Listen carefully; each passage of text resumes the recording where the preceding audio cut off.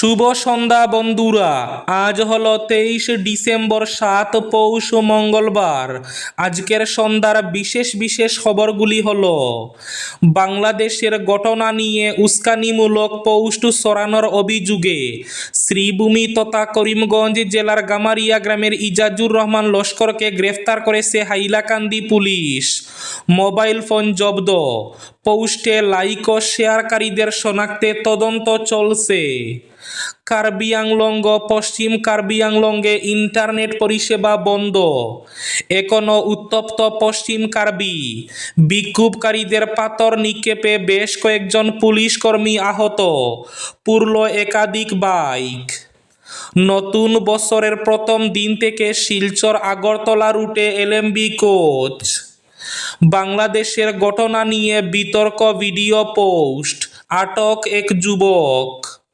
অবশেষে চূড়ান্ত রায়, মায়ের পরিচয়ের ভিত্তিতে জাতিগত শংসাপত্র পাবে মেয়ে। রায় প্রধান বিচারপতির বেঞ্চে, বললেন যুগ পাল্টেছে। আজ রামকৃষ্ণনগরে সমজেলা কার্যালয়ের শিলান্যাস করলেন মন্ত্রী পীযূষ হাজারিকা। অসমে বর্তমানে 40% বাংলাদেশি মূলের মানুষ আছে।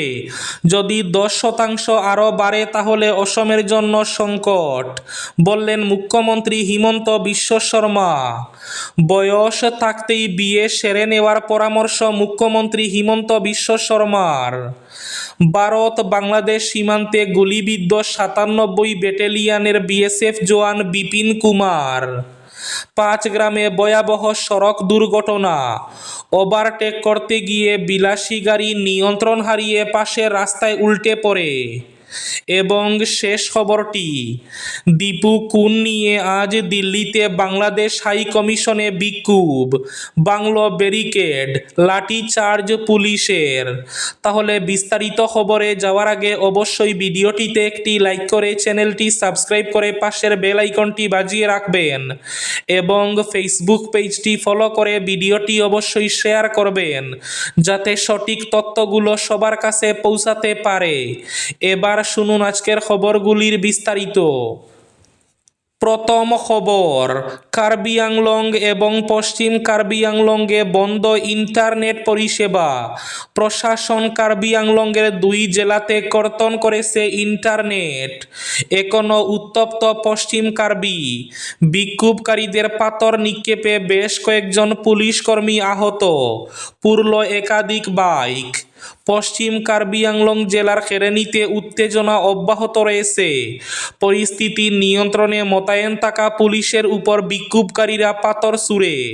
পাথর নিক্ষেপের ফলে বেশ কয়েকজন পুলিশ সদস্য গুরুতরভাবে আহত হন। পরিস্থিতি আরও উত্তপ্ত হয়ে উঠায় পুলিশকে শূন্যে গুলি চালাতে বাধ্য হতে হয়। এলাকায় ফের শান্তি ফেরাতে মন্ত্রী ডক্টর রনজ পেগু এবং অসম পুলিশের মহাপরিচালক হরমিত সিং নিজে উপস্থিত হয়ে পরিস্থিতি শান্ত করার চেষ্টা চালান।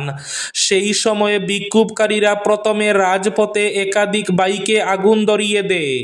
পাশাপাশি হাতে লাঠি ও পাথর নিয়ে একাংশ বিক্ষোভকারী পুলিশের দিকে তেড়ে যায়।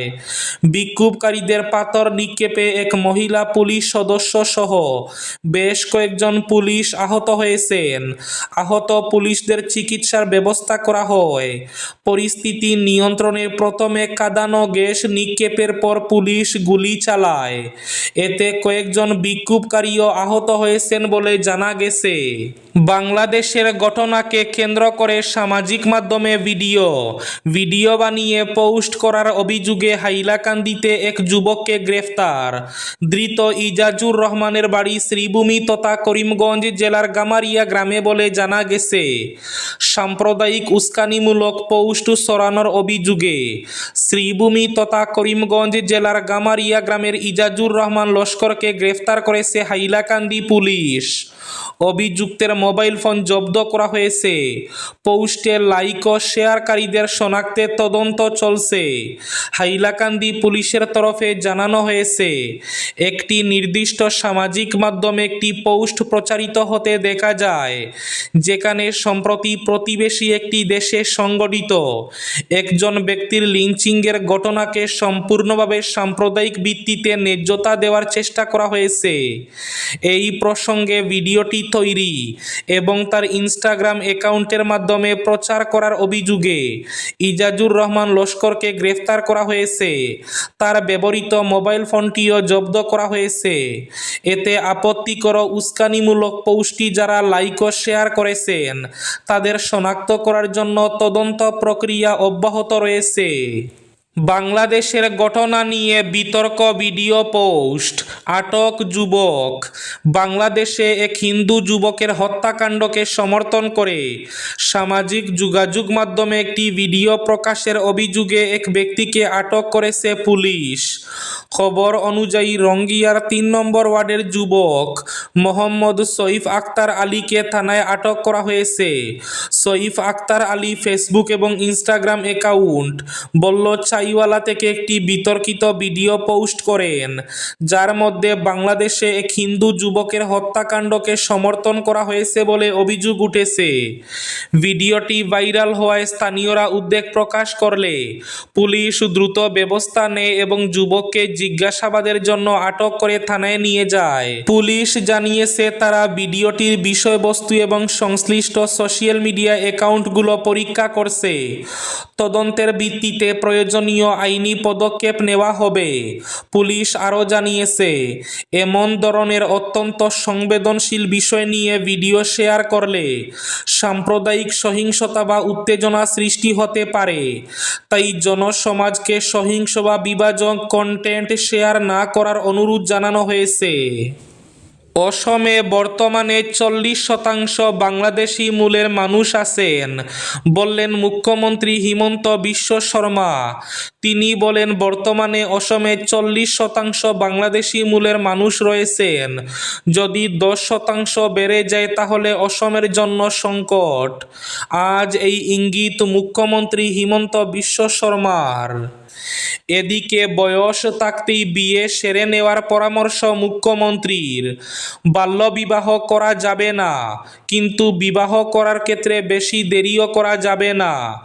নিয়োগপত্র লাভ করা 3420 জন যুবক যুবতীকে নিয়োগপত্র প্রদান অনুষ্ঠানে এই পরামর্শ দিলেন মুখ্যমন্ত্রী হিমন্ত বিশ্ব শর্মা।